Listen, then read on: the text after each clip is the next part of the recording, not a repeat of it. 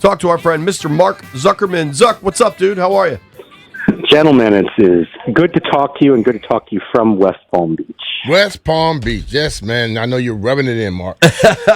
Zuck, obviously there's a lot of baseball for us to discuss, but I'm going to start with something I think is really important. You have been, as far as I know, the longest tenured Nationals reporter in town at different outlets. We all worked together for a number of years at CSN and what the 8 different names that cable station was called.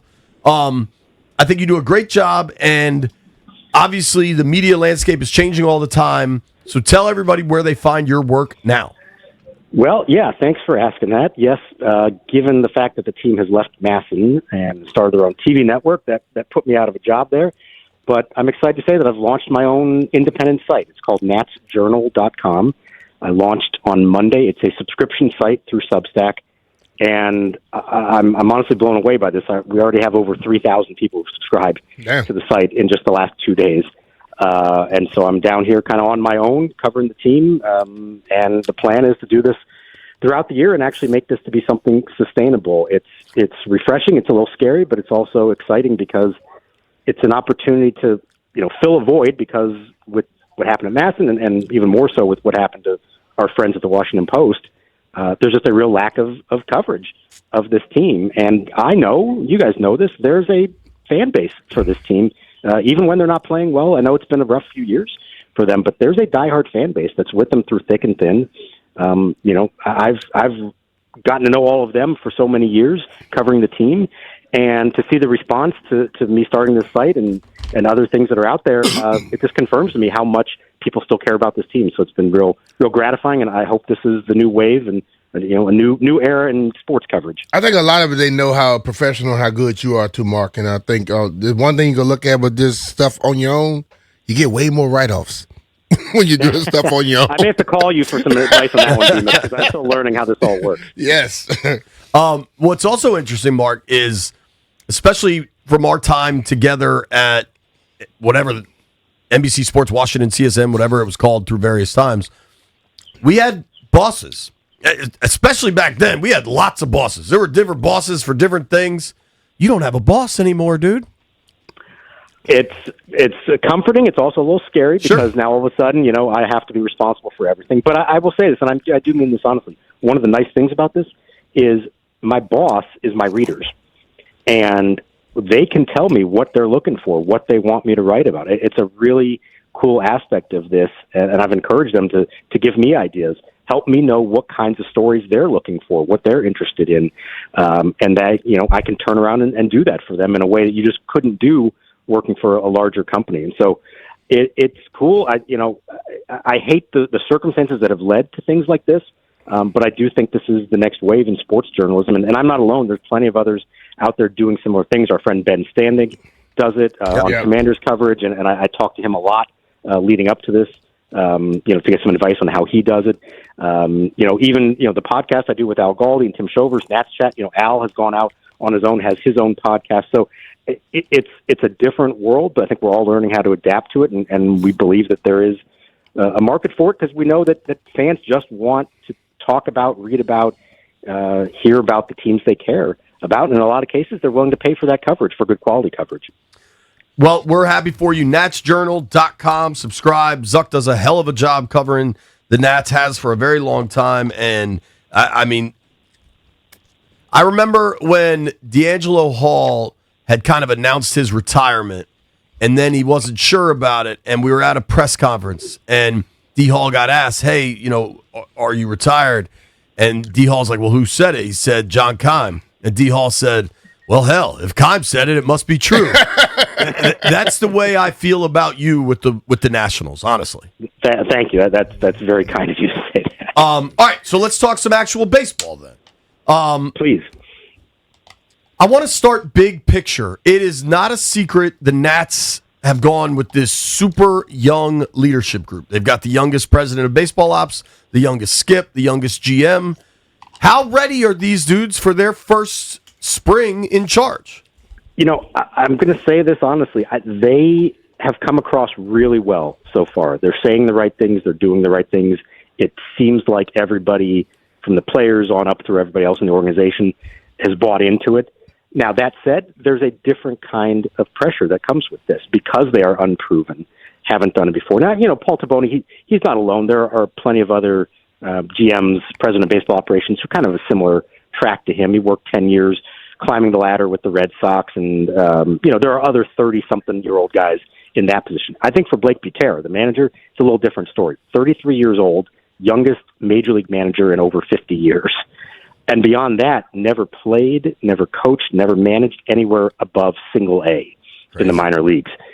It's virtually unprecedented. Now, again, he has come across really well, and from the first couple of days being down here, it seems like all the guys are buying into it. He is very quickly, earned their respect, but that is a different kind of thing than, say, a Dave Martinez or a Dusty Baker. When they walk through the door, they already have that respect because of what they've done in the past. So it's an extra challenge for Blake to do that. But so far, I've been impressed. It is a fresh approach. Guys are invigorated by this. Now, the real test, of course, it's easy for everyone to be excited and invigorated on day one of spring training. Let's see how they are come later March, and really let's see how they are come late April, May, June, July, August, September of what I think most acknowledge is not going to be a winning season for this team. That's the real test of a manager. Can you keep guys motivated, keep them together through a long 162-game season? Well, who should we be focused on in the pitching squad since Gore's gone? Yeah, who starts opening day? It's a great question. We're going to find out. I think they legitimately don't have the answer to that yet, and they're going to see how this goes. I think they would love for Cade Cavalli to show that he's ready to be that guy. It's early for him. He's older. We've heard about him for a long time, but he's only made 10 to 12 major league starts because it took him so long to come back from his Tommy John. But what we saw from him late last season when he was finally healthy, you could see the glimpses of what he is. And I say this legitimately, not exaggerating. The pure stuff that he was throwing out there is the best that I've seen from a national starter since Steven Strasburg. That's how good the stuff is. Now, he's got to command it. He's got to sustain it, do it consistently every 5 days. And number one, he's got to stay healthy above all else.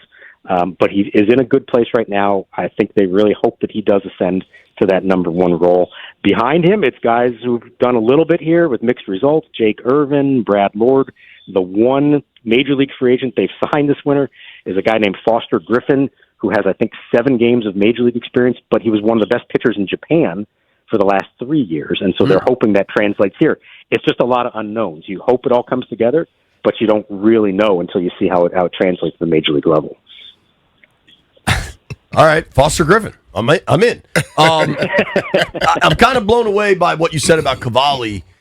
You said also, though, we all pay attention to the prospects, these big name prospects we hear about. And Cavalli's one of those dudes. And I mean, when's the last time he pitched a full season? College? 2022. He pretty much spent the whole season in the minors. He made his major league debut at the end of August, and then he did suffer a shoulder injury. It was minor, but they just shut him down, so he didn't pitch in September. But that's probably the closest. Now, he did last year. I should actually say this. He did pitch between the minors and the majors pretty much the entire year. So it is a decent base for him to work off. But You're right. I think this is an important point that we got to remember with all these guys. Josiah Gray, I should mention, is coming back from Tommy John as well. When you have these injury concerns and with young guys or injury histories, you have to be so careful with them, and they will watch their workloads.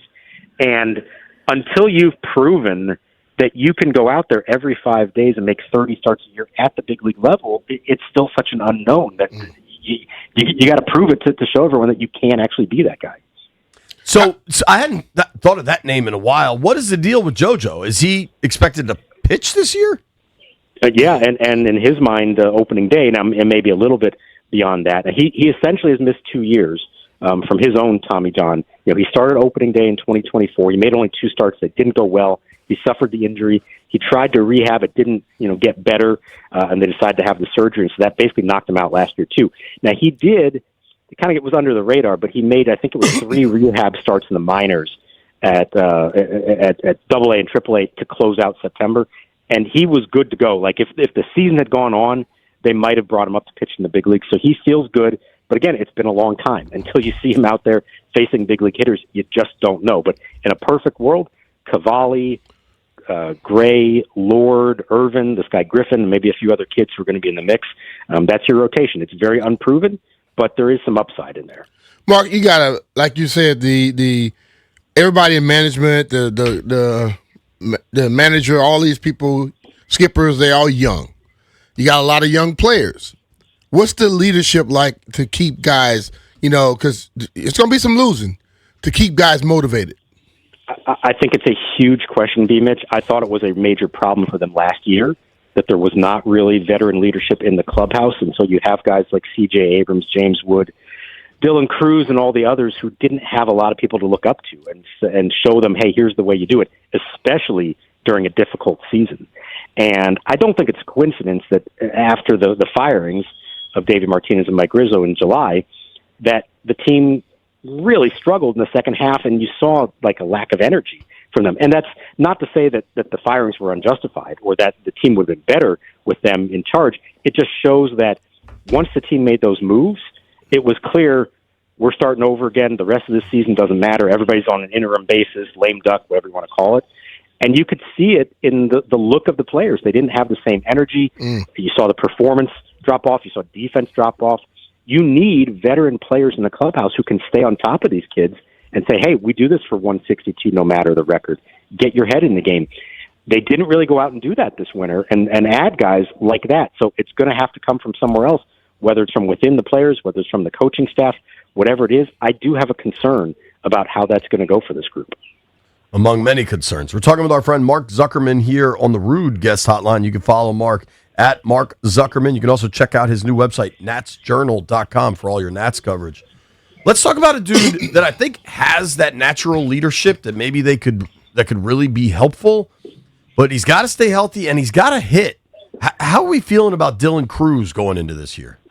Yeah, talk about like a guy who could be a difference maker if he does become what everybody believes he's supposed to be, for sure. The injury last year, the oblique, really set him back. And as you said, he hasn't shown that he can hit yet at the big league level, although I think the circumstances, we haven't really seen him healthy for a long stretch where you get a good chance to view that. He was the number 2 pick in the country for a reason. If not for Paul Skeens, he would have been the number 1 pick in the country. And it's now time for him to show that's who he is going to be at the major league level. He is super motivated. As you said, he has the personality to want to be a leader. He was that at LSU. He wants to be that guy here, but he also knows you can't be that guy if you're on the injured list or if you're not performing on the field when you are healthy. So step 1, be out there every day, playing well, becoming the player that he can be. And then step 2, use that to set an example for the others and become a leader on this team. I think, there are a lot of guys for whom this is a critical year, but he's high on that list. It's time for him to step up and show who he can be. For sure. One guy that did have a monster season last year, but it was kind of a tale of two halves, was James Wood. Just absolutely mashing first half of the season. Second half, things really quieted down. What do you think for Wood now going into this season? It's about consistency and maintaining that. And again, I pointed out that it was tough. I can only imagine how hard it was for these guys to finish out that year when it was such a hopeless situation those last couple of months. So I get it. But if you're going to be in the big leagues, you got to do it for 162. And I think that's his next step. His challenge for 81 games, he was phenomenal. One of the best players in the league. His combination of power and patience at the plate is almost unmatched in the sport. Now, what he's got to do, in addition to the consistency, he's got to cut down on the strikeouts. He led the league far and away, and he even challenged the all-time record that Mark Reynolds set a while back for single season in strikeouts. So he's got to cut that down. And it's a combination of, it's swing decisions, what pitches to swing at. He's also sometimes guilty of being too patient at the plate and taking too many fastballs that are in the strike zone. I will be really interested to see what this new coaching staff does with him to refine his technique, his approach, and try to get the most out of him. He's got all the ability in the world to be a superstar in this league, and he has shown that now for 3 months. Can he do it for 6 months? Well, we know this is a rebuild. How much longer? I wish I knew BMitch. I wish it was happening now, but believe me, I get the frustration. I'm frustrated too. I don't want to cover a losing team, and they haven't had a winning season since 2019 now, since the World Series. The challenging part here is Paul Taboni, the new president of baseball operations. He comes in, and I think the biggest question was, does he view his job as finishing the rebuild that Mike Rizzo started, or does he view his job as starting up his own rebuild? And while he's been careful not to answer that directly, I think the actions speak pretty loudly here. He is viewing this as an opportunity to start over and build the team the way that he believes it should be built. And that's his right to do that. There's a reason that Rizzo was fired and that he was brought in. It's not to continue what the other guy did. You have to do it your way. The problem is that means a couple more years probably of going through this thing. If this year goes as they hope, a lot of these young core guys show that they are legit. You start to get a few more that come up through the system. You have a good draft. And ideally, a year from now, you're in a much better position. And then maybe you've convinced ownership, hey, it's time to start spending money again and putting a quality product on the field. It's a lot of steps. I know they want to get this done in the next few years, but they're not going to take any shortcuts. They understand, as frustrated as everyone is, it's not their job to account for what the people here before them did. There's like a zillion more questions I want to ask you, but I'm going to limit it to two, mostly because of the time constraints of a radio program. Is C.J. Abrams on this roster at the All-Star game? All-Star game, yes. Maybe a few weeks after that, I could question that one. As the trade deadline, at the end of July, okay. I think that is a real question there. Certainly, there were offers for him this winter, just like there were for Mackenzie Gore. I think the offers weren't what they would have wanted right now, and I think his struggles in the second half probably had a lot to do with that.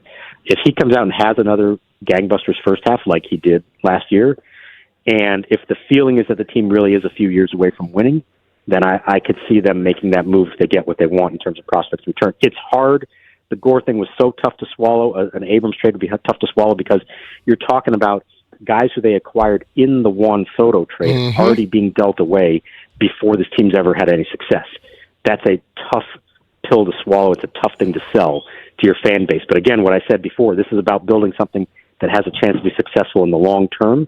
And if you don't think that you're going to be a winning team for much more than maybe the last season that he's here before he hits free agency, then you have to consider these possibilities. Now, the other thing you can do, and it sounds great, but you got to actually do it, is sign somebody to a long-term deal. Maybe you can convince him or someone else, if you believe in him, to stick around in the long haul, and then you don't have to think about that. But if you aren't sure that he's part of the long-term plan, and if you don't think that you're going to be ready to win before he's ready to go, then you have to be willing to make trades and get what you can in return for him. They ain't going to sign him. They're going to trade him. Which makes me really curious. The number one overall pick, just an actual, an 18-year-old Eli Willits. I think he was pretty impressive in the limited amount of work in Fredericksburg late last season, but what is that clock like for a kid that's 18 but good enough to go number one overall? Right, and let's remember he was drafted. He skipped a year essentially of high school. He became draft eligible at 17, specifically for this reason, and then was still the number one pick, kind of like Bryce Harper in some ways. And he talked about he wants to be in the big leagues by age 20. So you're talking 2 years. It's a fast track, but we've seen guys do it before. It's totally up to him. If he does what he did in Fredericksburg for I think it was 15 games to end the season, and he can keep doing that at each level, they won't hesitate to move him up the ladder. Now, they're not going to force that issue, of course. But I do get the sense, I know he was drafted by the previous administration, or actually Mike DiBartolo, the interim GM, and the scouting people who work here but are no longer here. But everything that I've gathered from the new group is that they liked Willits a lot in their former homes where they were working last year, and probably would have picked him number one as well. So I think that's an encouraging sign that they're inheriting someone who's not their own, but I think they do think highly of him and believe he is going to be a big part of this thing. All right, can't wait to watch some baseball, man. Grass always looks so green. Mark, thank you for the time. Everybody check out natsjournal.com. Thank you, guys. Very much appreciate it. Brother. Take care, man. That's our guy, Mark Zuckerman. Give him a follow at Mark Zuckerman and check out natsjournal.com.